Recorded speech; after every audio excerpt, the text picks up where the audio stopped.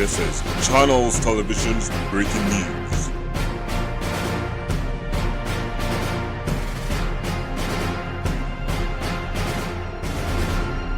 Syoi, pemirsa, DP3AKB Provinsi Papua, hari ini, menggelar sosialisasi peningkatan partisipasi perempuan di bidang politik, hukum, sosial, dan ekonomi.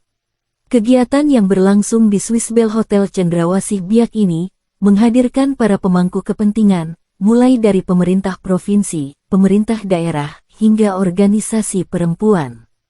Sosialisasi ini menjadi langkah penting untuk memperkuat peran perempuan Papua menjelang pemilu 2029. Berikut liputan selengkapnya. Kasumasa. DP3AKB Papua, gelar sosialisasi peningkatan partisipasi perempuan menuju pemilu 2029 di Biak. Media DP3AKB Biak. Dinas Pemberdayaan Perempuan Perlindungan Anak dan Keluarga Berencana DP3AKB Provinsi Papua, menggelar sosialisasi peningkatan partisipasi perempuan di bidang politik, hukum, sosial, dan ekonomi yang menjadi kewenangan provinsi. Kegiatan ini berlangsung di Swissbell Hotel Cendrawasih Biak, Jumat tanggal 14 November tahun 2025.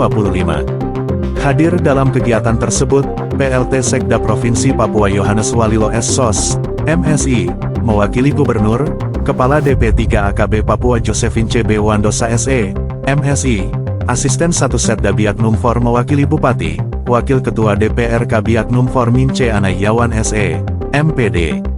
Sekretaris DP3AKB Rita Sombuk SE, mewakili Kepala DP3AKB Biak serta tamu undangan dari berbagai unsur pemerintah, organisasi perempuan, lembaga adat, dan tokoh masyarakat. Sambutan Gubernur Papua dibacakan oleh PLT Sekda Papua, sementara sambutan Bupati Biak Numfor disampaikan oleh Asisten 1 Setda Biak Numfor. Dalam sesi materi, Wakil Ketua DPRK Biak Numfor Mince Anayawan tampil sebagai salah satu pembicara dengan paparan mengenai kiprah aktivis perempuan Papua.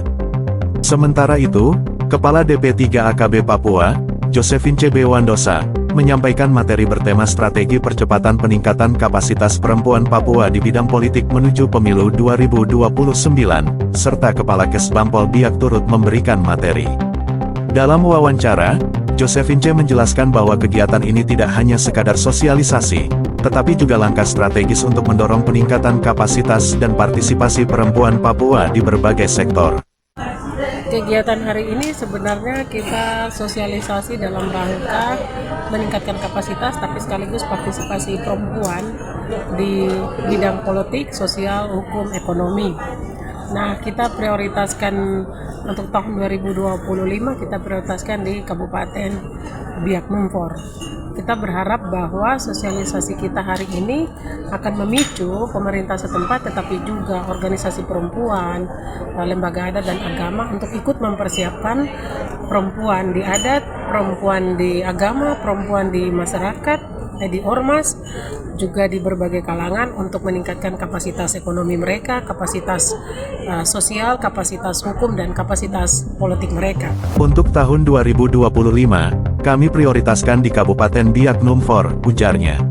Ia menekankan pentingnya kolaborasi lintas lembaga atau pendekatan pentahelix pemerintah, akademisi, dunia usaha, komunitas, dan media, untuk memperkuat posisi perempuan dalam berbagai sektor.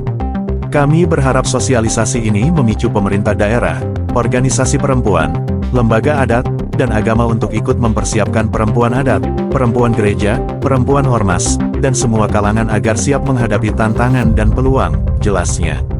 DP3AKB Papua juga berencana memperluas kegiatan serupa ke beberapa kabupaten lain seperti Mambramo Raya, Waropen, Sarmi, dan Supiori.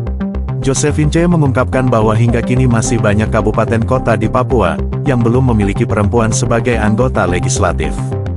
Di banyak pemilu sebelumnya, masih banyak kabupaten kota di Papua tanpa keterwakilan perempuan.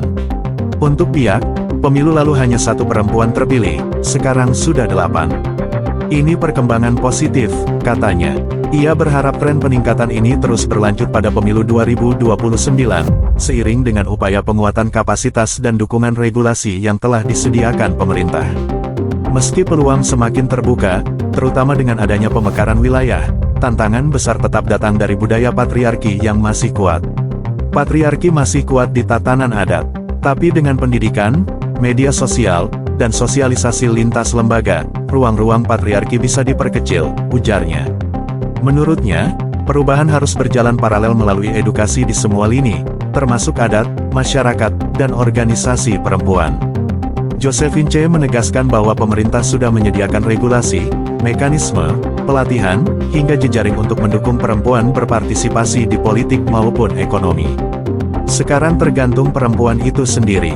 Apakah mereka memanfaatkan peluang yang sudah diciptakan pemerintah atau tidak, tegasnya. Ia mengingatkan bahwa, dunia politik penuh tantangan, tetapi perempuan Papua harus berani mempersiapkan diri, baik untuk direkrut partai politik, maju sebagai calon legislatif, maupun berkiprah sebagai wirausahawan dan pemimpin di berbagai bidang. Kegiatan sosialisasi ini diharapkan menjadi langkah awal memperkuat fondasi keterlibatan perempuan Papua dalam pembangunan, khususnya menjelang pemilu 2029.